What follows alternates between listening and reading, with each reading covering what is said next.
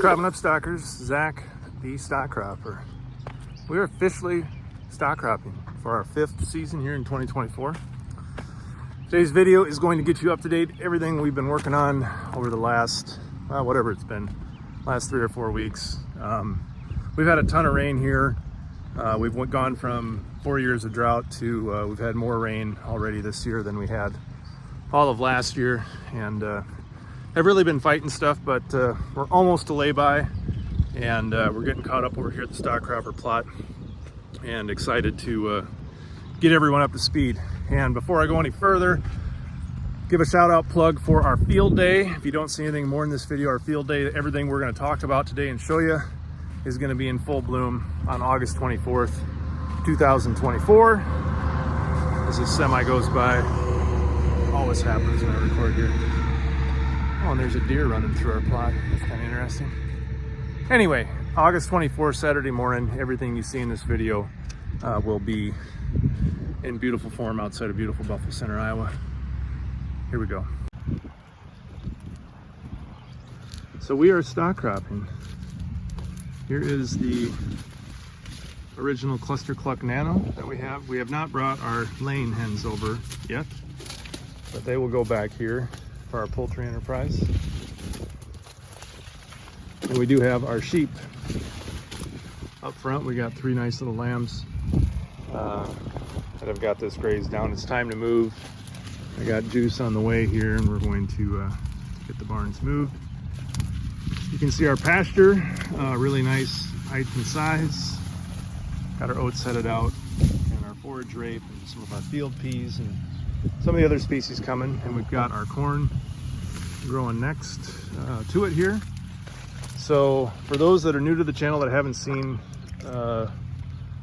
what we've done in the past, or what stock cropping is, this is a rotational system where we have livestock 1 year in the pasture, and on the other side of the equation we have row crops here to produce feedstuffs to feed back to our livestock. And what makes this system dynamic is when you grow a tall crop like corn next to a short crop like pasture, in a couple weeks this corn is going to be 3 or 4 feet taller than the pasture, and we get what's known as the edge effect. Imagine this outside row being several feet higher, getting full sunlight, not having to compete with its tall crop neighbor in between. So we can boost populations, boost nitrogen fertilization here, and really maximize production. Where in our middle rows we might only get 250 bushel corn, in our outside rows we can easily grow between 350 to 400 bushel corn and substantially increase our corn yield over conventional production. In between, we let our livestock do their thing. They graze, they interact with the forage, and they crap it out in the form of rich fertilizer, which goes into the ground, and then this stuff regrows and we'll be able to graze it again for a second time here this season. And then next year we simply flip, where we had corn last year, now we have pasture, and where we have corn this year, we had pasture. So the beautiful thing about this system, it allows us to substantially reduce the amount of synthetic inputs from a fertilization standpoint. Last year in this spot we grew 325 bushel corn where there's pasture here right now. Okay, so very high production capacity out of this system. This is in our 10-foot arrangement. So we have a 10-foot arrangement with a 10-foot wide barn right there. And then we also, over here, have our 20-foot barn. This is the original ClusterClucks 5000. So while the Nano over here only has 2 species, the 5000 has what we consider to be the full Monty in 3 species of livestock. So we have lambs that are in the barn. This is their grazing paddock. We currently have 5 lambs out here, and we're going to add a couple goats to help back cleanup on some of the residue, or some of the weeds that aren't pasture. And we have our piggies in here taking their afternoon nap. They are loving life. And they have this area that they can come out here and root around in a little bit and interact with the soil. So that's enterprise number 2. They're fed and watered on board. We catch rainwater, so it's actually raining right now. Our inverted roof catches it and puts it into these tanks, and it's gravity fed on each side of the fence, so sheep and goats and pigs all drink out of the same water system. And our pigs are fed right there We bring feed out a few times a week. And last but not least, we have our chicken pen. So these are Joel Salaban style chicken tractors that we combine 2 of them together to get a 20-foot working width. That's the working width we have here. And then 20 feet or 8 rows of corn next to it. And you can see our poultry. We got these started here yesterday. We brought them from the barn. And these are chicks that we got. These are Cornish cross chicks that we got from Hoover's Hatchery in Rudd, Iowa.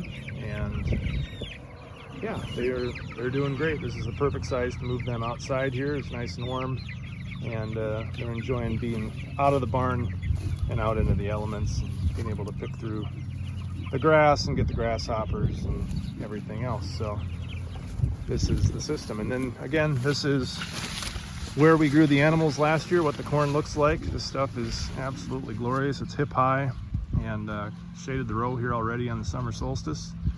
And again, just to illustrate, on the outside rows, we increase our population. And because of that, this row is actually a little bit shorter than the row next to it because it doesn't have to compete for light as much. And we plant a thicker density. So we have plants spaced together closer about every, I think about 3.5 or 4 inches, 45,000 population on the outside here. So the way this works is both of the barns will go 750 feet in length down our stock cropper plot in our cool season lane. And probably early this next week, I'm going to come out and we just did the burn down application to get rid of our weeds here. This will be the summer lane. So if you come to our field day, this will be where the barn will be coming back toward the camera at that point in time. Probably actually be pretty close to this spot by our field day if my math is right. And we'll have our summer annual pasture mix that'll be established here. So the barn goes down, comes back, and then makes a full lap for the second season. And that usually gets us to the end so that we can have fully developed lambs, full market hogs, and 2 crops of chickens in our system. So for those that you've seen our system, that's all kind of review, but wanted to give an overview. Oh, one more thing, forgot here. We advance this barn with a solar powered electric winch. So you can see that right there. And we have an anchor about halfway down the run. Not sure if you can see it or not. We have a wireless controller that we simply can come out here and push, and the barn moves itself ahead until we've gone the width of the pen, which is about 10 foot, and we stop it and the animals start grazing into the new pasture. I'll probably give examples. So this is our 120-inch twin row corn plot with soybeans that were drilled directly into this. And so we do have some weeds out here. I need to come out and make my application of glyphosate and glufosinate because it's tolerant to these. And yes, this is GMO stuff that I'm using, but it makes it much easier for demonstration purposes to have that technology here to show some of these concepts.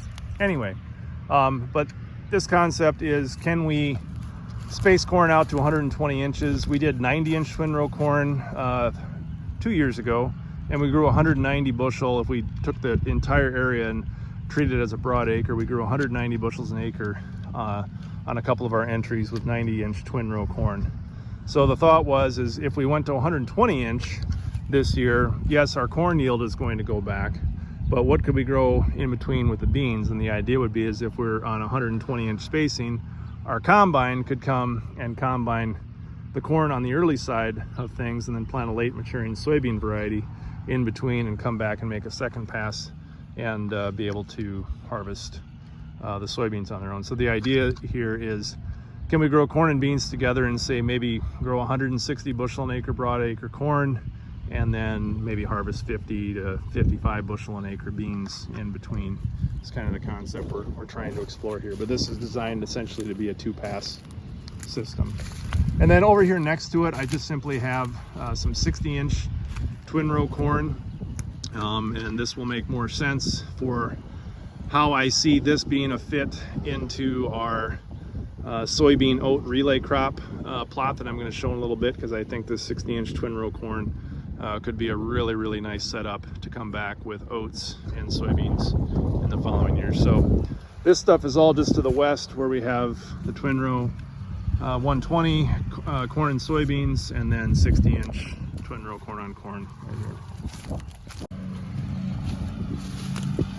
And here is my soybean oat plot. So this is a plot that's 40 foot wide, and for those that haven't seen this yet, what we did here was we really were trying to emulate my good friend out in Indiana, Jason Mock's wheat and soybean relay cropping system that he has, in my opinion, pretty much perfected or very close to it, where he has oats and soybeans on 60-inch centers, twin row soybeans in 20-inch spacing, and then tri or quad rows of oats or wheat in between. And the idea here is to get a cool season crop like oats established, and the reason for oats, I've had that asked to me, is we actually have a new oat plant that's getting built fairly close to us, and I would really like to be able to grow a small grain crop and figure out how to get it in the rotation.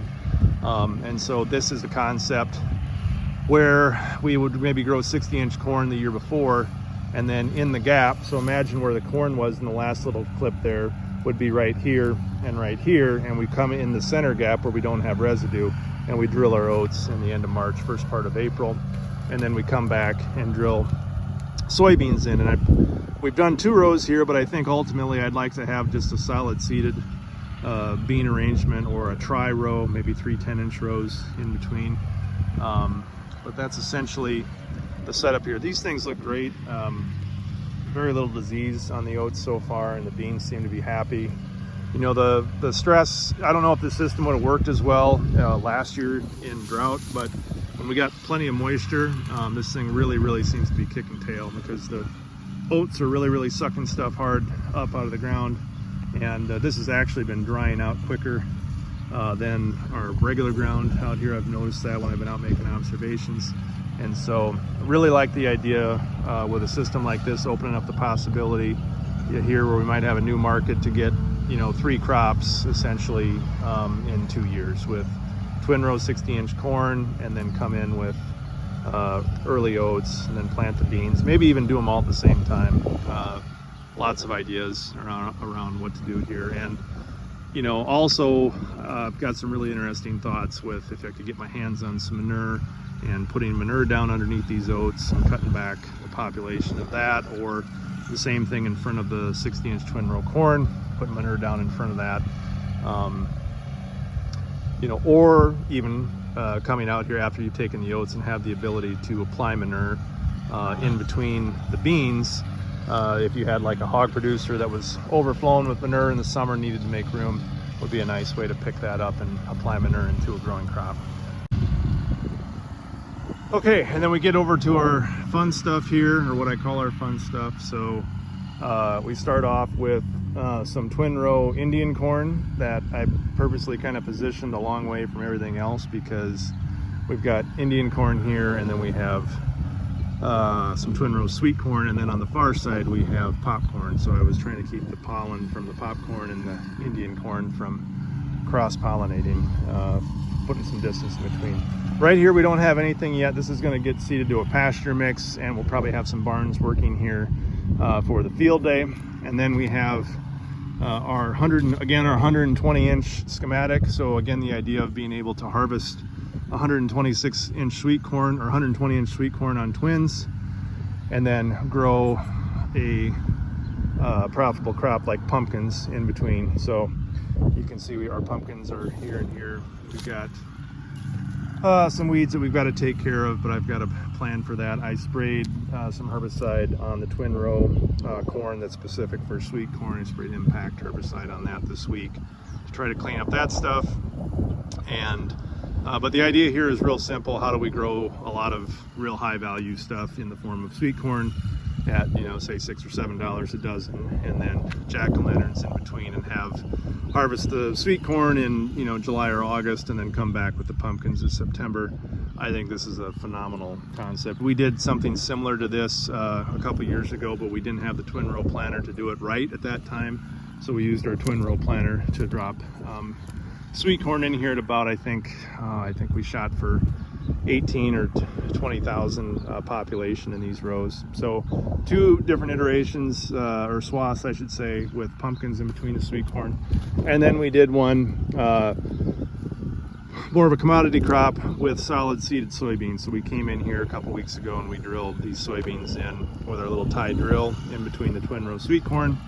And the idea is like the field corn out there, where you could come in and either hand pick or mechanically pick the twin row sweet corn and get that high value crop off of there, and then relay it with beans. And you know, potentially the symbiotic relationship between nitrogen fixing legumes like soybeans next to sweet corn, what does that do? I don't know, but I know that these gap arrangements with sweet corn produce some ginormous beautiful ears. And yeah, I'm really excited about all this stuff. So imagine in just about 2 months from today, 2 months and 3 days from when I'm filming this, or 2 days, this stuff all being ready. The sweet corn should be about ready for the field day. We may enjoy some if it works out, harvest it here and boil it up for the field day. But we've got a ton of different concepts from, you know, specialty crops like sweet corn and pumpkins, and then soybeans, and relay oats with soybeans, and stock cropping arrangements, and twin row corn and soybeans in a conventional arrangement. And we haven't even touched we have a second plot this year that I'll describe here shortly as well. Actually, I lied. I'm not going to describe it. I'm just going to go show it to you on my way home tonight. We'll get everything packed into one big video here today. Actually, I have another plot I forgot about. It's not a plot. This is my 80-acre field that some of you have seen before. This is the 3rd year we've done strip till, or not strip, yeah, this is strip till. So cover crop, strip till, and then strip intercropping. So again, I'm going to be redundant, but we do have new people watching. So this is essentially the system that inspired stock cropping, where we had alternating strips of 8 rows of corn with 8 rows of beans. Concept's the same.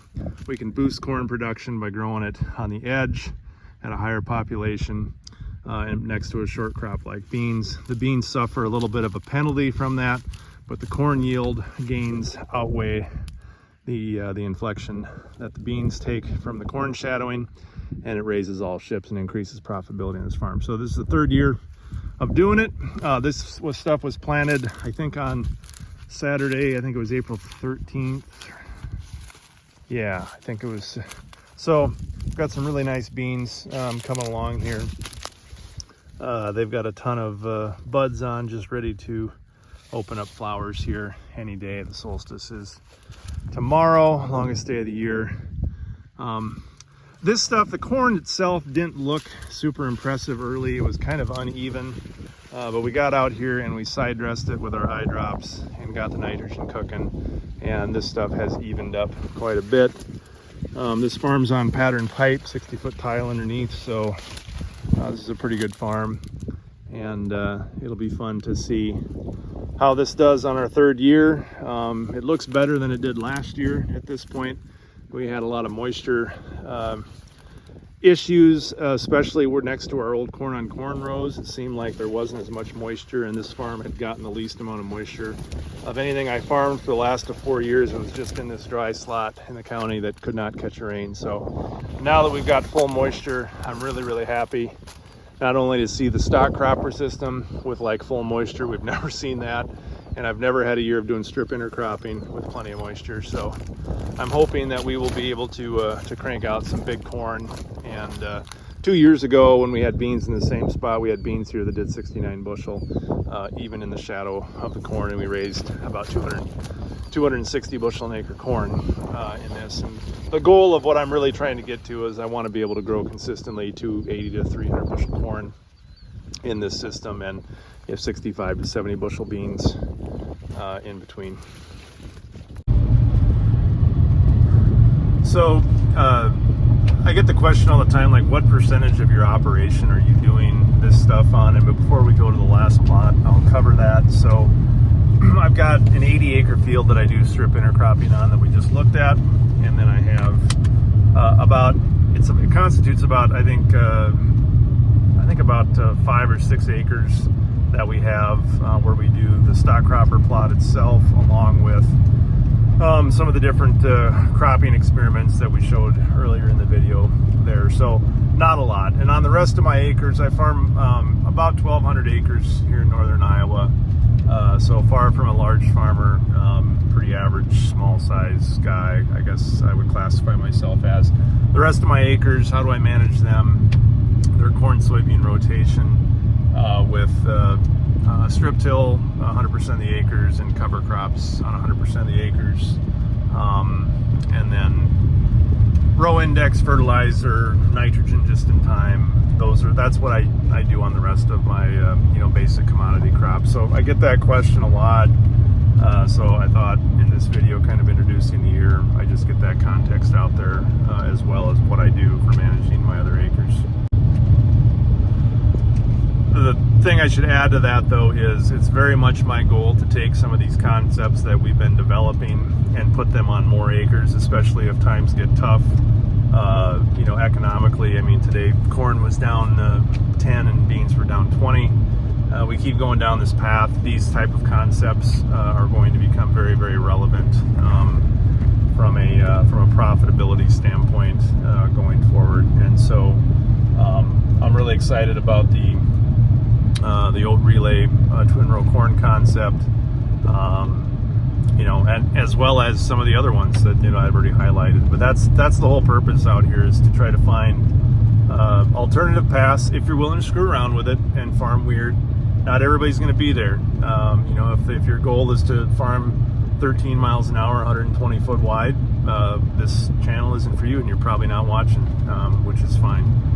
But for those that would like to use the gray matter between their ears to try to find ways to farm more profitably without spending more money and just changing arrangements, that's what this content is for. Okay, last but not least, the hybrid multi-spacing row comparison plot here, where we're looking at 60-inch singles versus 30-inch conventional spacing versus 60-inch twin. We have 8 different hybrids in comparison here on the singles versus 30s, and then we only had room for 4 hybrids of the 60-inch twins. And the purpose of this test was inspired by my good friend Junior Fansteel out in Nebraska, who taught me a couple years ago the importance of selecting hybrids really for this wide row arrangement and how important it is. And we saw that last year, where we had a variance in 135 bushel an acre 60-inch single row corn all the way up to 252 bushel an acre single row corn at just a population of 16,000 broad acre comparison. So this is what we're looking at here. So we have this replicating pattern where we planted 8 rows down and 8 rows back with the solid 30-inch conventional spacing, and then we have 40 feet split down the middle here of 2 different hybrids. Same over here, this block hybrid on each side, and then comparative hybrid here with 60-inch singles. And you can see that we just have it starting to come up. We have some cover crop that is starting to emerge. We drilled this stuff I think about a week ago, and you can see the rows starting to emerge in the strips. It was like a 8 or 10 way mix of summer annuals that we put on here, and yeah, they are coming up in between our 60-inch singles. So we will take this to yield to make the comparison of how close, or is it parity, which products are closer than others to the crop yield in the 30-inch comparison over here versus 60-inch singles. And here we have our 60-inch twin row corn, and in this block, if I remember right, I did comparisons of looking at high population 60-inch twin rows versus low pop. So I believe this is high pop here. It looks a little bit more vigorous, and then this is low pop.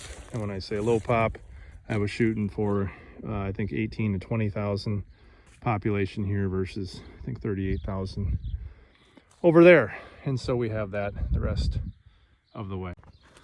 So that is everything that we have in place. It's taken a lot of work and time and patience on top of everything else we have to manage with our normal farm operations, but it's almost the summer solstice and we're on top, and we're pretty lucky with rainfall so far. I mean, we've had a lot of rain, but we haven't been as bad as folks further north and west in Minnesota. About 30 miles from here, it gets pretty serious.